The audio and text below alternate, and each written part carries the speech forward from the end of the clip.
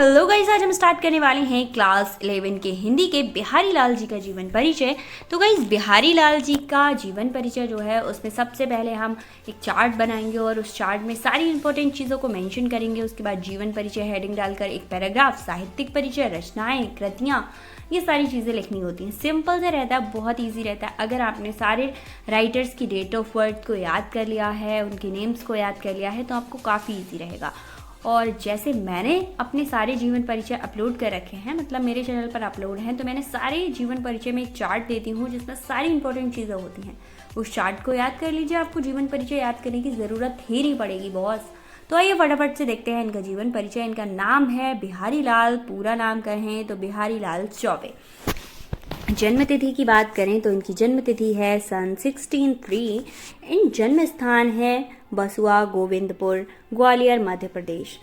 मृत्यु है 1663। मृत्यु स्थान है वृंदावन और राष्ट्रीयता है भारतीय। धर्म है हिंदू। पेशा है कवि। अब पेशा या व्यवसाय आप कह सकते हैं कि भाई ये करते क्या थे, तो करते थे ये कवि थे। और अवधि ये रीतिकाली थे, ठीक है। गुरु थे इनके स्वामी बल्लभाचार्य और भाषा थी इनकी साहित्यिक ब्रज भाषा। शैली इन्होंने मुक्तक काव्य पर ज़्यादा काम किया था। रचनाएं थी बिहारी सतसई। ये याद रखिएगा, बिहारी जी की फेमस जो रचना थी वो थी Bihari Satsai. Objective type question में भी पूछा जाता है। इनके पिता का नाम था केशव राय, माता का नाम था ज्ञात नहीं है, तो इसको आप मिस कर सकते हैं, अदरवाइज ज्ञात नहीं है लिख सकते हैं। साहित्यिक आंदोलन रीतिकाली, ठीक है। तो ये हो गया वो चार्ट जो कि इम्पोर्टेंट रहता है। देख लीजिए, समझ लीजिए, स्क्रीनशॉट ले लीजिए, ठीक है। इसके बाद चलते हैं नेक्स्ट हम जीवन परिचय की तरफ। और जीवन परिचय में आपको पैराग्राफ्स लिखने होते हैं, मतलब जो चीज़ें आपने टेबल में लिखी हैं उन्हीं चीज़ों को आपको पैराग्राफ बाय पैराग्राफ लिखना होता है।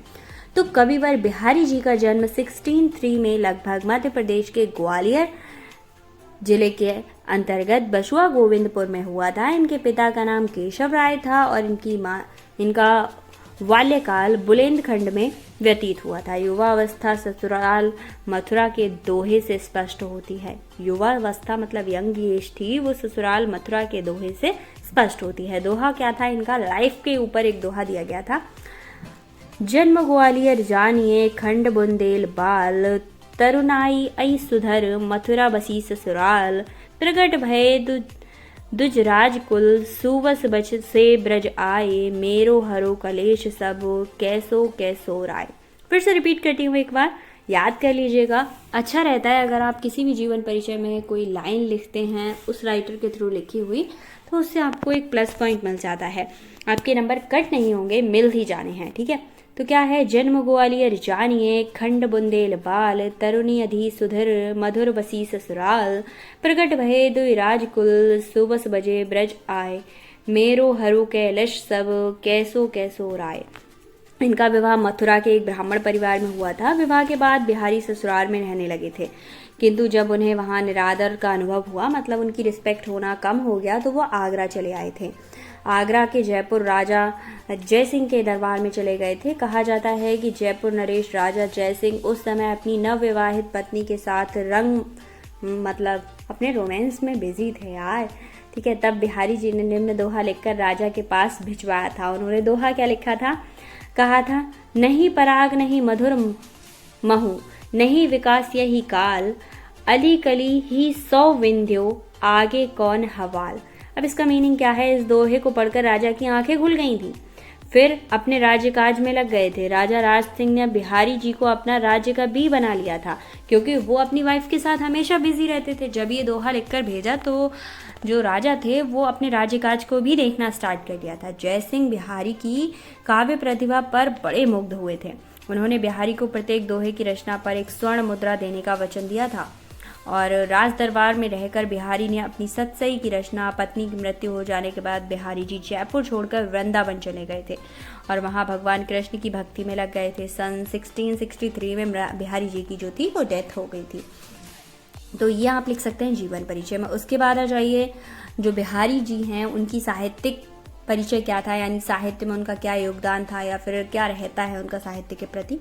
तो बिहारी रीतिकाल के प्रतिनिधि कवि हैं। इनकी एकमात्र रचना बिहारी सतसई जी इनकी लाइफ को बदल देती है। बिहारी सतसई, ठीक है, जिसमें 719 दोहों का संग्रह है, जिसमें सतसही हिंदी साहित्य की एक अमूल निधि है, जिसके आधार पर ही बिहारी लोक प्रसिद्ध हैं। इनकी सतसही में भक्ति, नीति और श्रृंगार की त्रिवेणी प्रवाहित है। हिंदी साहित्यकाश में बिहारी पीयूष वर्षी मेघ के समान है। संक्षेप में बिहारी हिंदी साहित्य के महान कवियों में गिने जाते हैं। इनकी सतसही के दोहे के संबंध में कहा जाता है, क्या कहा जाता है? सतसई के दोहरे ज्यो नाविक के तीर, देखत में छोटे लगें घाव करें गंभीर। क्या करें? घाव करें गंभीर। वास्तव में नाविक के नन्हे नन्हे वाणों के समान ही बिहारी जी के छोटे छोटे दोहे सी सहृदय पाठकों को मर्म का बोल भेद देते हैं, मतलब चोट कर जाते हैं। अब बिहारी जी की रचनाएं, तो बिहारी जी की रचनाएं क्या हैं, आइए देखते हैं। बिहारी जी की एकमात्र रचना सतसई, जिसने 719 दोहे, जो कि अब यहाँ पर देखिए वही पॉइंट लिखा गया है जो साहित्यिक परिचय में लिखा गया है, वही यहाँ पर लिख दिया गया है, जिसमें 719 दोहे हैं। सतसही में नीति, भक्ति और श्रृंगार संबंधी दोहे जो हैं वो हैं। बिहारी हिंदी जगत के एकमात्र ऐसे कवि हैं जिन्होंने केवल एक छोटे से ग्रंथ की रचना करके इनकी अधिक ख्याति प्राप्त की थी। तो बिहारी जी ने एक छोटे से ग्रंथ की रचना की थी और इतनी बड़ी ख्याति प्राप्त कर ली थी।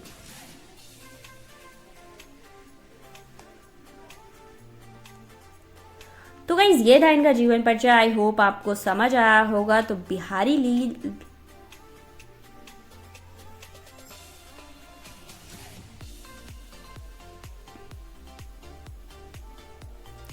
गाइस ये था बिहारी लाल जी का जीवन परिचय। आई होप आपको समझ आया होगा सारी चीज़ें। अगर कोई भी प्रॉब्लम होती है तो आप कमेंट कीजिएगा एंड मेरी इंस्टा आईडी पर जाकर आप मुझे मैसेज कर सकते हैं। मिलते हैं नेक्स्ट वीडियो में। अगर आपके फ्रेंड्स को इसकी ज़रूरत है शेयर ज़रूर करिएगा। Thank you so much.